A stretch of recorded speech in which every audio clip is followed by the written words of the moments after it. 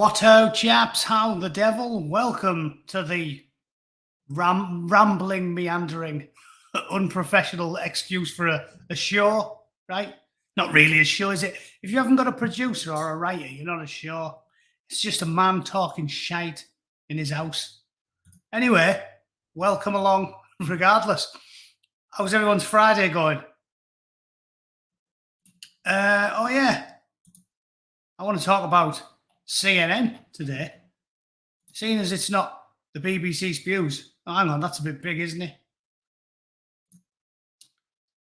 What do we prefer?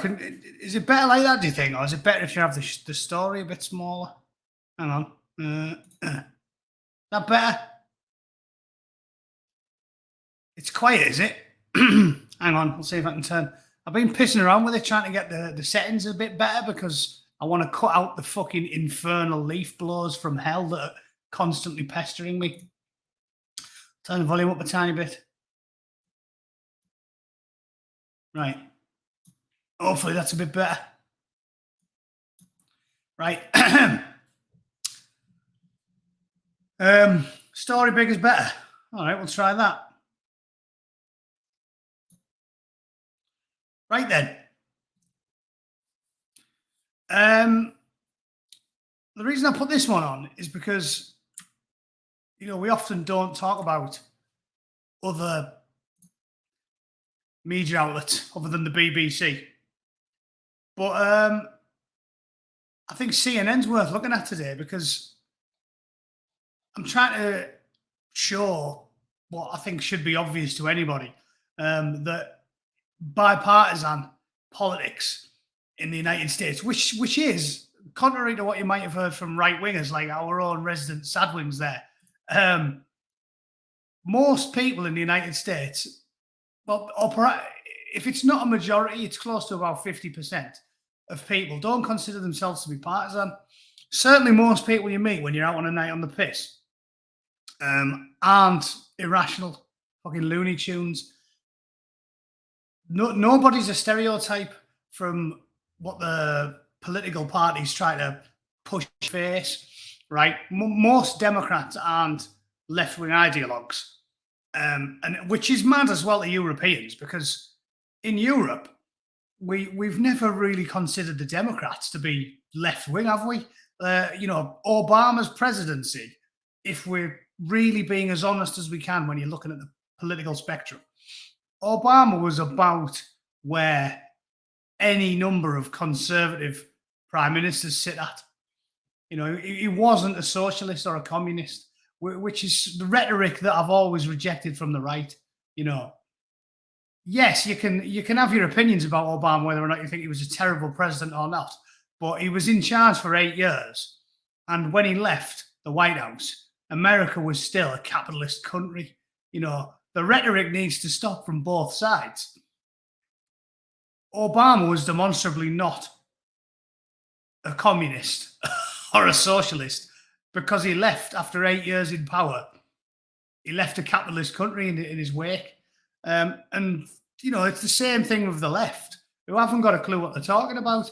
And I frequently have to berate American Democrats who seem to, when it suits them, be insisting that most European nations are socialist countries. You only have to speak to any of these European politicians. Like, for example, they always point at Scandinavia, don't they? They always say Denmark, Sweden, Norway, Finland. They're socialist countries. They're capitalist countries with very high taxes. They're not socialist countries because socialism doesn't work. And despite the fact they won the geographic lottery of life and have a small population, if Norway was a socialist country, Norway would be a festering shit pit and nothing would work properly. So I think the rhetoric needs to stop from both sides, right? Obama wasn't a communist and the Norwegians aren't socialists. At the same time, Biden, with his latest speech, was even conceded here on CNN Politics as being a little too far. I liked his husband, Big Mike. Yeah. she's a popular lad. You know, when we were living in Alabama, I met a bloke who insisted that his brother or his brother-in-law was Secret Service, and he used to watch Obama sneaking men into the back room to shag him, which again is funny, but probably not true. And the bloke was telling my missus this at a party, saying like, "Oh yeah, seen it with his own eyes.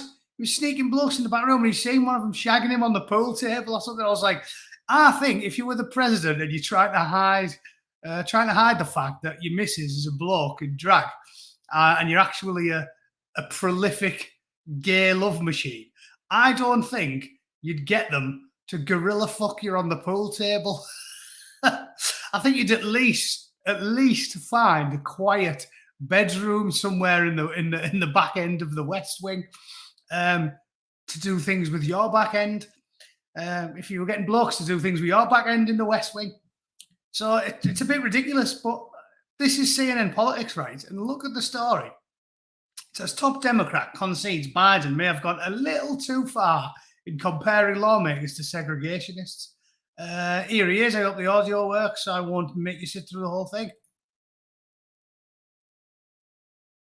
Guess I won't make you sit with it all. It's fucked.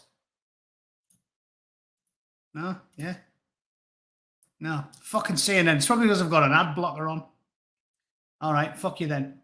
We're not watching it. Who cares? Who cares? He didn't want to listen to Dick Durbin anyway. He said he'd gone a little bit too far in his rhetoric when he compared lawmakers who do not support changing Senate filibuster rules to pass stalled voting and elections legislation to segregationists. It was quite staggering. I sat and watched the fucking thing, and I was somewhat astounded by the rhetoric he was using. He started reeling off famous segregationists. Basically, you know how Trudeau's done it? And Trudeau, fucking lunatic, loony lefty the Trudeau is. He basically said, I have no idea how one has anything to do with the other. But he basically said, oh, the anti-vaxxers, people who are concerned about the vaccine, they're all racists. It's like it's the Trump card they all play now. It's all they've done for the last 10 years, isn't it? If you disagree with far left politics, it's because you're racist. And as I've talked about before, if you've got black women who served in the military getting called white supremacists, I keep forgetting her fucking name now. What's her name who just won in Georgia? Anyone going to remind me before I fucking look it up? Let me have a look. Winsome Sears. That's it. Winsome Sears. This is the woman currently being labelled a white supremacist, right? Does she look like a fucking white supremacist? She looks like a young Don King. Right? Don King before the rigors of age got to him. If they can call her a white supremacist with a straight face, I mean, even funnier, if an old white man like Biden, who actually has said things that are properly racist, because bear in mind, we've come a long way in 40 years, and he was in politics in the United States when it was a very different place. You've got an old millionaire 80-year-old fucking bloke who said proper racist things and voted on proper racist legislation. And with a straight face, he can call Don King Jr., who is a fucking black woman who was born in Jamaica, he can call her a white supremacist. And black lefties will cheer him like, yeah, you tell that nasty white supremacist. That's when you know you're living in clown world. When Jamaican black women can get called white supremacists to rapturous applause by old white men who voted on racist legislation. I mean, what does that mean? There's no. I've talked about this many times. The real problem we've got in this day and age is you don't know left from right because we've got no quality control. You know, that's the industry I was working in for a long time, and it's like in quality control, You've got to have objective standards to measure against. And the real problem with our politics now is we've got no quality control. Like in the old days, to call someone a white supremacist, there would at least have to be fucking white, right? There would at least have to be white. In my opinion, they have to be a lot more things. They have to be, you know, not just determined to be racist by a lefty. They have to have done something racist. They have to have advocated for racist policies. That was what it used to be like in the old days. But now, there's no objective quality control at all. You can just call a black woman a white supremacist. You can just call, again, let's think about quality control with regards to the trans community. In the old days, right? Again, I'm not even going back that far back, the 80s, right? Because my dad always used to tell me a story about when he went fishing in Whitby, and there was a fucking what do we call them nowadays? Anyway, is it classed as hateful to use the term tranny, or is it not? I mean, to me, it's just a contraction, isn't it? It's quicker than saying transsexual or transgender. But my old fella told me he's fucking there's another good example. Larry Elder, a white supremacist. These are black people who advocate black rights. And they call them white supremacists. And that's what I'm getting at with the LGBT thing. It's like at least in the 80s, we had transgender people, right? But at least in the 80s, you'd have to have done like 2 or 3 basic things. Like for someone to be considered transgender, you'd see them and it'd be like, you know, the burly fucking labourer in a frock. It was always big blokes as well. Whenever you seen them in the 80s, they weren't very common, but they were always big. They were never like my size, like 5'9". They're always like 6'2", fucking burly fuckers, like that para with a wig on. And they'd always be, you know, there in a nice flowery dress, but they'd have like a nice permed feminine hairdo and a nice, you know, pearl necklace. Not the semen one. I know my chat will drag it down into the dregs straight away. I mean an actual literal pearl necklace, yeah. I always have a nice flowery frock and a nice pearl necklace, and they'd have their hair done nice, and they'd put like makeup on, and they'd actually try to look like women. So there was like quality control. You couldn't just rock up like Grizzly Adams and go, I'm a fucking woman, in the deepest voice ever. I'm a fucking woman. And you're wearing like, you know, what's the most manly clothes ever? A fucking lumberjack shirt, a pair of ripped Levi's, yeah, with a big beard and a cowboy hat. I'm a fucking woman. At least in the 80s, it was like nice frock, nice necklace, nice hair, well done pedicure. Right? So we didn't say you had to have done everything. We didn't go around going, right, drop your knickers. I want to see you fucking what you pissed with. And if it doesn't fucking... If it doesn't look like a mouse's ear, you're fucking off. We weren't that bad, but we had objective standards. So we'd say, if you want to call yourself, Cabs is a good example, yeah. If you want to give yourself, we'd say, if you want to call yourself trans, you have to have proved that you've at least put some effort in, and we would tolerate it. Like, people wouldn't go mental if a bloke who's put a little bit of effort in is sitting in the women's section, because you'd go, hey, you know, he's sincere. He's got the nice frock, he's got the nice necklace, he's done his hair, he's got his pedicure. Yeah, I'll just leave him where he is. Her, whatever. I don't want to be transphobic. But now, this is the same. It's quality control. In fact, I could talk about this all morning. Stephen Orns give us another good one. The fucking midget gems. Have you seen that one? Lou Van Man sent me that as well. Let me fucking Google that one. Here it is. Brilliant. Look at this. So I'll have to say goodbye to Winton. Look at that one. Marks and Spencer's rebrands midget gems after claims the name is offensive to people with dwarfism. It's fucking lunacy. We've got no quality control for trans people. We've got no quality control for white supremacists. We've got no quality control at all for insults. And that's a good example of it as well, isn't it? We've got no objective standard because it is postmodernism. It's the crux of the postmodernist movement. There's no such thing as a grand narrative. Everything is what we decide it is. This whole thing now with microaggressions, and this is what I'm saying, it is all part of the plan to drive you mad, because they want everybody to be so confused you don't know what up is down, left is right. You haven't got a clue. You don't know what being nice is. You don't know what being nasty is, because the postmodernists have fucking ripped up the rule book. And because if they can get you to say you don't know what an insult is, you don't know what a kindness is, you don't know what a microaggression is, you don't know what's up and down is, left and right is, you don't know what a man is, you don't know what a woman is, you don't know anything. If they can convince you that the things that you knew for a fact to be true, that up is down and left is right, if they can convince you that you don't know that, they can then fill your head with any shit imaginable. They're trying to rewire you like a child where you don't know anything. So you say, I don't know anything. Show me the way. Like a 4-year-old does with a school teacher. Fill my head with your fucking horse shit. That's the point of this. To have you questioning everything. It's the crux of that movement. You question everything. I've talked about art, architecture, music. Oh, if I just sit in a shed going, that's music, that is. That's music.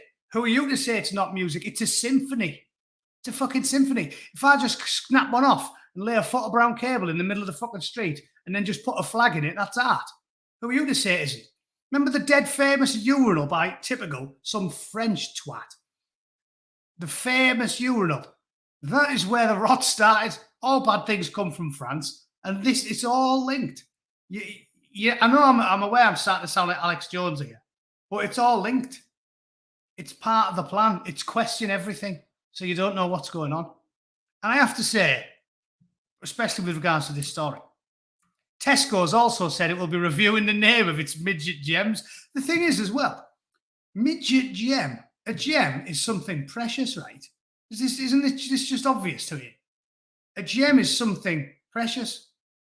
If the sweets were called midget arsehole, midget cunt, little scruffy, slimy, midget twat, if that was the name of the sweet, then I'd agree with Marks and Spencer, because that would objectively be offensive. But objectively, midget gems, there's nothing offensive about that. A gem is a good thing. It's a precious thing. I like to think that you could even say to a midget, you're a gem, you kidder, and he wouldn't go, horrible bastard. Yeah. You big lanky street of piss, fuck off. No, if you say to someone, you're a fucking gem, you're a diamond, they take it positively. So try it yourselves. This weekend, if you happen to see a midget doing something useful, if you see a midget sweeping up litter or picking up some dog shit, go over there and say, you're a fucking diamond, you son. You're a diamond geezer. See if he gets upset. And then, to carry on my hypothesis, carry out the experiment to its logical conclusion. A minute later, write down your findings and then send a friend over and get him to say, you little ugly cunt. I was saving that dog shit, you fucking little shit. Yeah, and boot him up the arse. And then we can see if there is such a thing as a grand narrative. I'm kidding. Don't do that experiment. It's not really an experiment, really. It's just an assault. Let's have it said. So it's fucking nonsense. This is nonsense. Midget gems. Offensive to people with... No, you know what it is? It's like middle-class white arseholes pretending they're offended by fucking Snoop Doggy Dogg or something. It's the same thing. Do you know who complained about the name midget gems? Probably the fucking tallest bloke on the block. Because it's never a black person who complains about some fucking microaggression against black people. It's always a middle-class white arsehole like Owen Jones, some fucker who works at The Guardian. So the bloke who got fucking pissed off about midget gems is probably a giant. The jolly green giant got pissed off about it. He went, ho, ho, ho. I'm pissed off about these midget gems. You might upset short people. And the fucking short people are going, who gives a flying fucking lanky green twat? Fuck off. I mean, you couldn't make it up. It's lunacy. Everything's gone fucking mental. How do I get rid of that comment, by the way? I've been stuck up there for ages. Yeah, that'll do. Yes, Bootneck, that's right. Yes, I am Maggie. Anna. Offended on other people's behalf. Yes, Gary has the right of it. Snow White and the 7 minis, not the same. Yeah, Snow White and the 7 equally valid stunted people. I don't know, is stunted offensive? My dad always calls me a stunty cunt. even though he's like 1 inch shorter than me. Just because I'm like 5'9", I'm not particularly blessed with great height. He calls me a stunty cunt, even though he's littler than me. Doesn't really make sense, does it? Although he calls people that he's fatter than, fat cunt as well. I think he's got body dysmorphia. That's what me and my missus have this running hypothesis, that he's suffering from body dysmorphia. He calls people taller than him short ass and people fucking skinnier than him fatty. Anyway, so back to the story at hand. Joe Biden is not uniting the United States. By all objective metrics, he came into the fucking Senate saying he was going to be a uniter. And all he's done is talk shit. He publicly compared anybody who disagrees with him, tens of millions of people, to prominent segregationists Bull Connor and George Wallace. And you've even got Democrats whinging about it, saying, fucking hell, he may have gone a little bit too far there. No shit. If you don't know who Bull Connor is, I had to look him up because I wasn't born and raised in this country. Bull Connor was a full-blown white supremacist. Bull Connor enforced racial segregation, denied civil rights to black citizens in the 1960s, and is well known for directing the use of fire hoses and attack dogs against civil rights activists, including against children. So that's the guy Biden's just pulled out of his ass and started throwing at people like a slur. Oh, you disagree with us? Again, about things that are not even related to this issue. Like Justin Trudeau. Oh, you don't fancy getting a vaccine for whatever reason? I mean, it literally could be any reason. There's people out there, I'm sure, who are like far left politically, but scared of needles. Like far left politically, but have always been a little bit afraid of needles. Well, Trudeau just goes, oh, yeah, you don't want to get the vaccine? Fucking white supremacist, you cunt. How about that? Again, you couldn't make this stuff up. It's lunacy. They have a set list of insults, and they just go to them straight away, regardless of if there's any logic to it. And I think it's fucking criminal. You have to concede the fact as well that if you think about it,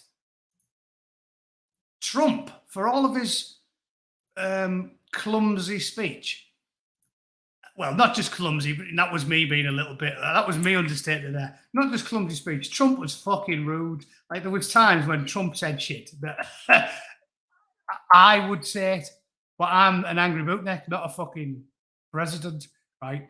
And again, I may disagree with some of you fucking dyed-in-the-wool Republicans in the chat. I don't think Trump should have been talking that way, right? It doesn't bother me at all because I'm a normal working-class bloke, and the point I've made many times is that, people talk that way. It shouldn't really bother you. And the president says shithole, for example, because everyone in America has used the term shithole at some point. Every single one of us. Oh, I don't want to go there. It's a fucking shithole. Right? So it's not that big a deal. But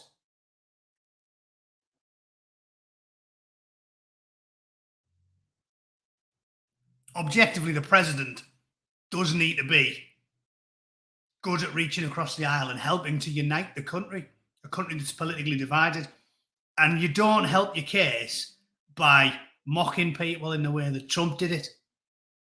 But it turns out he was better at bringing people together with his sort of crass humor than Biden was, because by comparison, he really is like a comedian.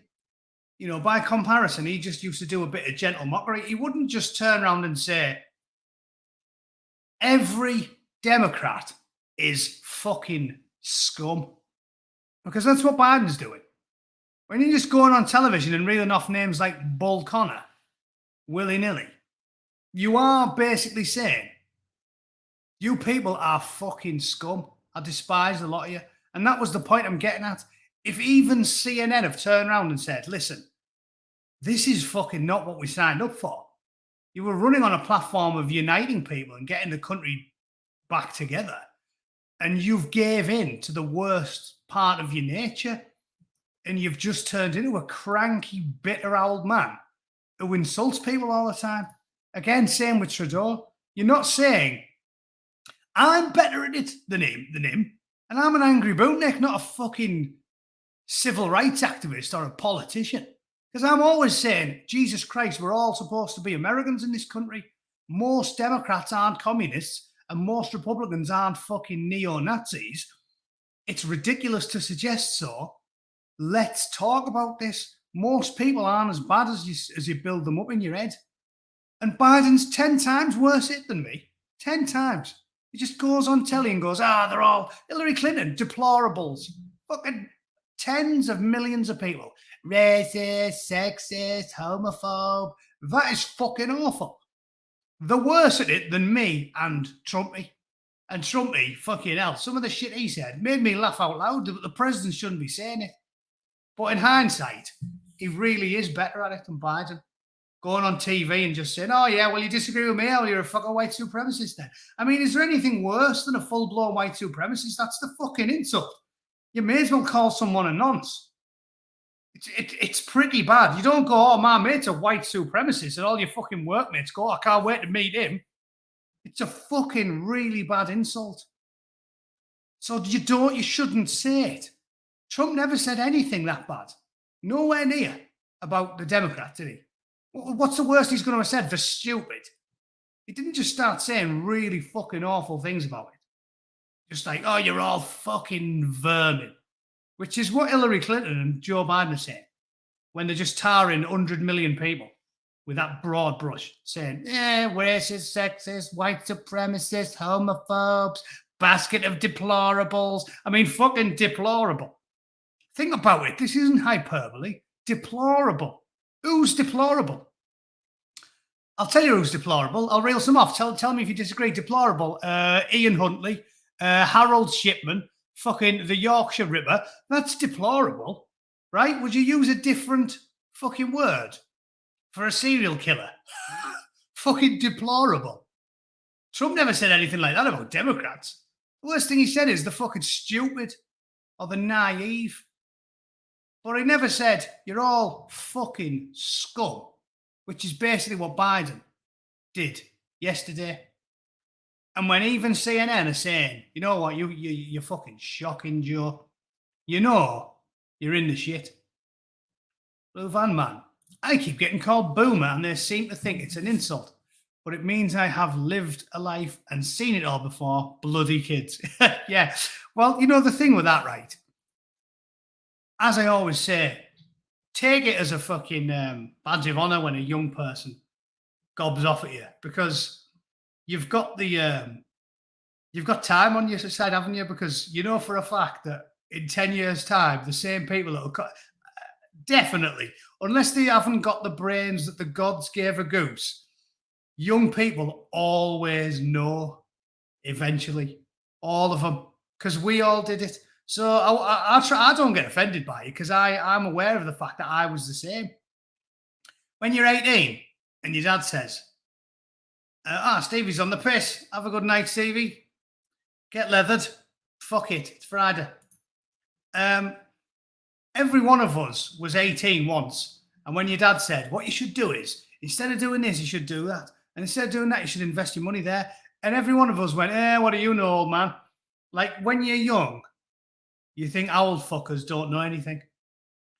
And they do. And the amusing thing is, it dawns on you eventually. Right, should we do... I said I'd take questions if anyone has a particular story they want to talk about. When are you showing us your 40k army? Do you really want me to show you it? I don't think that's why most people join this channel. I can show you a picture of it, I'm sure, if I have a look on my photo album. Let me have a look. I've got fucking loads of 40k pictures. I used to always play with my mate Ryan in Manchester. I went to a tournament at Warhammer World. That was with the website Daka Daka. And I fell out with them a lot because the moderators were fucking shocking. Again, politics broke Daka Daka, because everyone just started, instead of playing 40k, everybody was just arguing about fucking Trump. So yeah, I stopped going on there as well. But yeah, one of them things. I will show you, if you're really interested. I'll show you some of my minis one of these days. Let's have a look. Have you heard about the Israeli spy dolphin that was captured? No, I haven't. Shall we look into that? Let's have a look. Spy dolphin. We used to joke about being a dolphin trainer in the military. You know, when I last asked you what you did for a living in a barracks town, you say, I'm a fucking dolphin trainer. But I didn't know they actually had. I mean, I know they can use them for mine clearance, right? They are clever as fuck. Oh, here we are. Hamas accuses Israel of deploying killer Zionist dolphins. Brilliant. Have a look. Fucking flipper. We need to Photoshop a knife between his teeth there, don't we? Like a bandana, like fucking Rambo. Says Hamas suspects Israeli dolphins are up to something fishy. The militant Islamist group claimed in a video that we've captured a heavily armed Israeli dolphin. Killer Zionist dolphins exist. Abu Hamza explains that a member of Hamas's Frogman unit who was killed by Israel during the May conflict found a killer dolphin. The device the alleged killer dolphin was wearing is shown in the publication.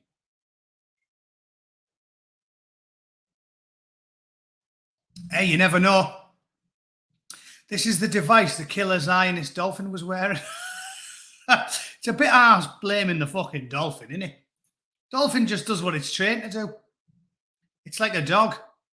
They do as you can't take it out on the dolphin. That's why it was out of order in the Bible when, you know, the God of the Old Testament said you have to kill all the fucking Amalekites or whatever and kill all the livestock as well. And you think, fucking hell, what did the donkeys do? I think it's a bit harsh holding it against the dolphins, but never let it be said that Hamas is renowned for being rational and reasonable. I want to know what the fucking weapon is that they found, though. Aren't dolphins meant to be about as clever as chimpanzees? I think dolphins are up there, aren't they, in the animal kingdom? They're also rapey. I remember seeing that on a fucking documentary. Some dolphin raping another dolphin in the head. Talk about the fella that was hammering away at the statue on the BBC. Oh, yeah, that is a good story. Let's look into that. BBC hammer attack. Oh no, we're just getting typical stories about Hamza's and he said Abu Hamza's London there. Abu Hamza. Well, it was his London for a while. Sadiq Khan's London. Soho hammer attack, 4 people injured. And that's not the one I was thinking of. Fucking how much of a shithole is London?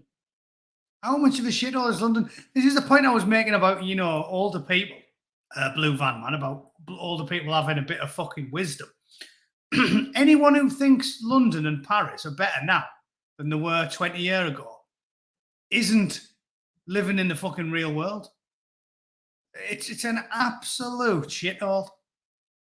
There was no homeless people back in the day. Back in the day, you never seen homeless people in London. They were rare as rock and all shit. Now, me and my missus went down there a couple of years ago. There's fucking tents everywhere. We're just turning everywhere into a shithole. What's the worst thing about globalization? They're just making the world identical. But unfortunately, it's an identical shithole. And like I've always said, it's not about not liking different cultures or not wanting to see different cultures. It's about wanting to conserve that which we have and keep the world in the same state as we found it for our fucking ancestors, for our children and grandchildren. I like Japan and I like Scotland, and I would like to think that in 50 years' time, you could go to Scotland and still fucking chase a haggis around the hills, right? And go to Japan and still visit a shrine and then see a bloke in traditional dress fucking bird in a kimono And what we're doing is fucking morally wrong. We're just turning the whole world into one big, identical shithole. Now, surely we have lost something there. Even if you're a lefty arsehole and you think that's the way to go, you must concede we've lost something there. If in 50 years' time, Paris, New York, London, Rome, Tokyo, Beijing all look identical, we've lost something precious, haven't we? This homogenous thing they're chasing, this globalist fucking dream, it's not moral to do that, because you're denying future generations the right to bathe in another culture. And as soon as you bring it up, they just go, oh, it's because you're racist. Because that's the go-to insult, which almost nobody is a fucking racist. It's like, no, I want to preserve those cultures. I want China to stay looking like China and Japan looking like Japan. And I want people to visit fucking Paris and see berets and fucking stripy sweaters and garlic. And Scotland, you see kilts and bad-tempered ginger people in stupid hats. I don't want you to go in every single country on earth and it's just full of fucking beige people because we've all interbred. And nobody wears a kilt and nobody wears a kimono and nobody eats with chopsticks. Everybody is just a fucking carbon copy of some fucking faceless department store in the middle of Manhattan. It's shit. We like other cultures, thanks. I fucking loved it in Japan. I went loads of times.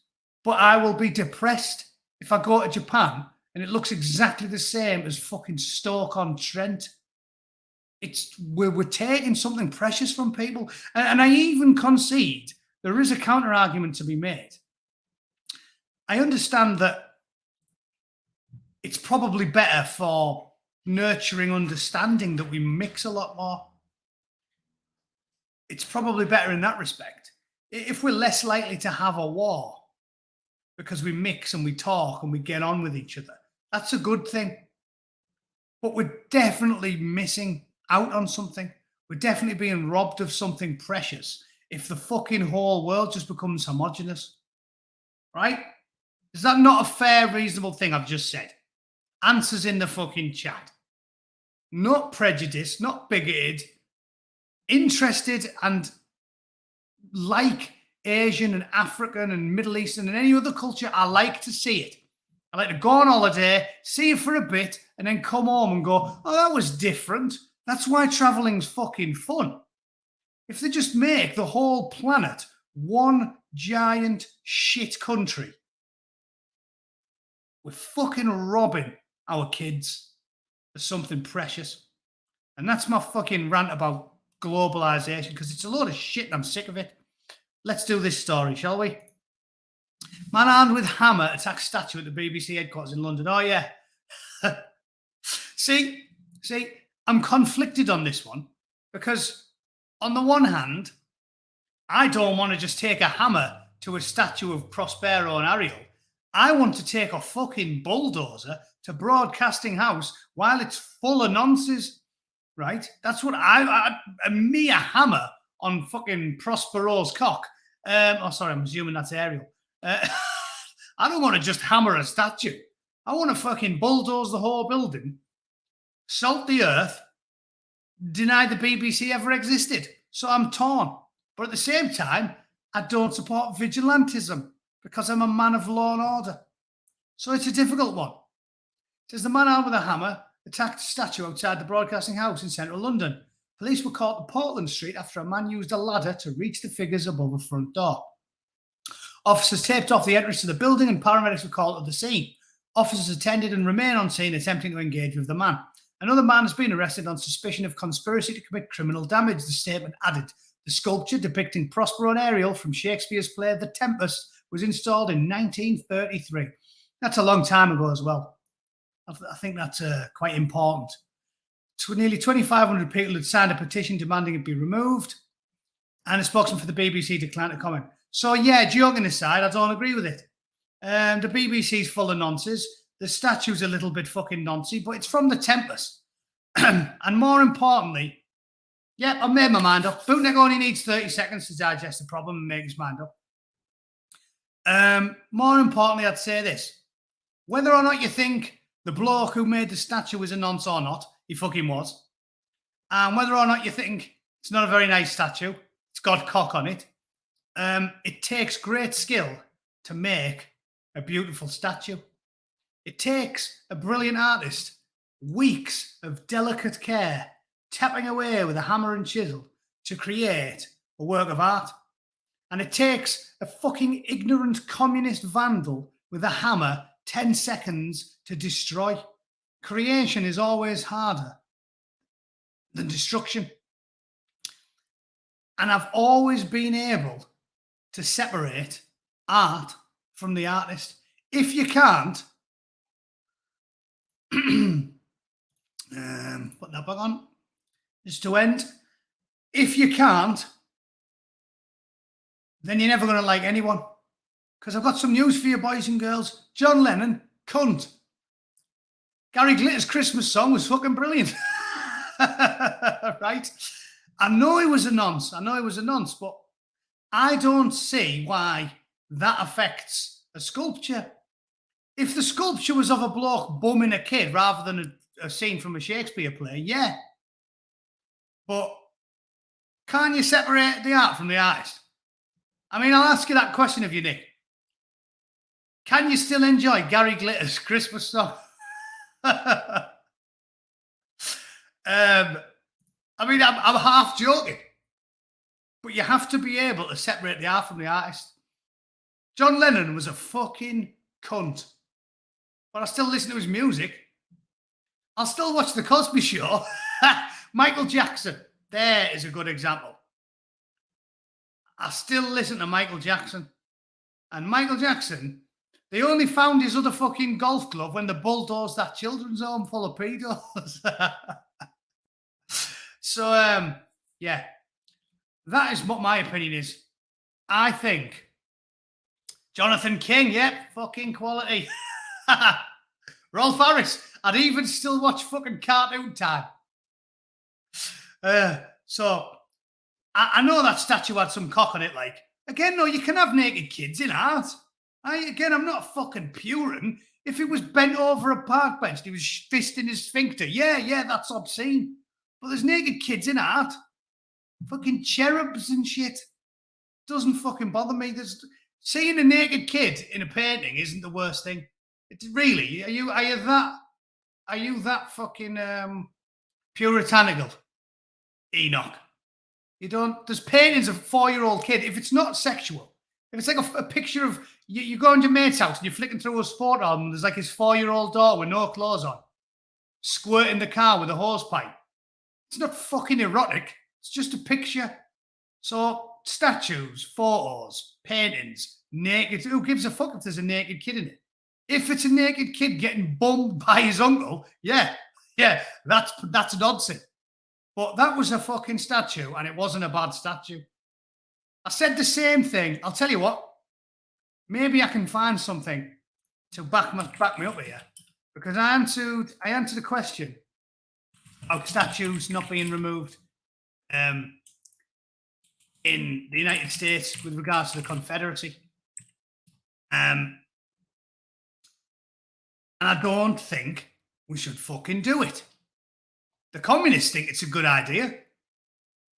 National Geographic, toppling statues is the first step towards ending the Confederate myths, right? There's one. Communists love toppling statues. I'm a conservative. And to create is harder than to destroy. So in my humble opinion, leave the fucking statue where you are. Fuck the BBC. Fuck the BBC. But vigilante with a hammer, no, I'm not down with it. If everybody uniformly, I mean, they had 2,500 names on the fucking petition as well. If everyone uniformly agrees that the statue's fucking awful, same thing I said with Colston. If a massive amount of people uniformly agree that a statue needs to be taken down, then we do that democratically. but I don't agree with fucking destroying statues. And I don't care if the bloke that made it was a cunt, because I've made the point with John Lennon and Gary Glitter and anybody else. Michael Jackson. It's irrelevant. You don't destroy statues with a hammer, because we are supposed to be civilized people and we live in a fucking democracy. Right? So yeah, disagree with plenty of you there, but again, that's fine, right? This is a fucking civilized channel where we disagree. We disagree, you call me a cunt, I call you a cunt, and then you agree I was right, and then we fucking get on with our lives. No, don't fucking, I'm not getting down with destroying statues with a hammer. I think that's what the commies do. Same with Colston, same with Churchill, same with slightly noncy pedo statue on the BBC. I want rid of the BBC by democratic means. Only when we agree that 51% of the nation wants to get rid of the BBC, we fucking do. We fucking do. Should it be bulldozed? So it fucking should, right? But that was 2,500 people in fucking London. It's like 0.01% of the population said they wanted rid of that fucking thing. So yeah, who cares? Who cares?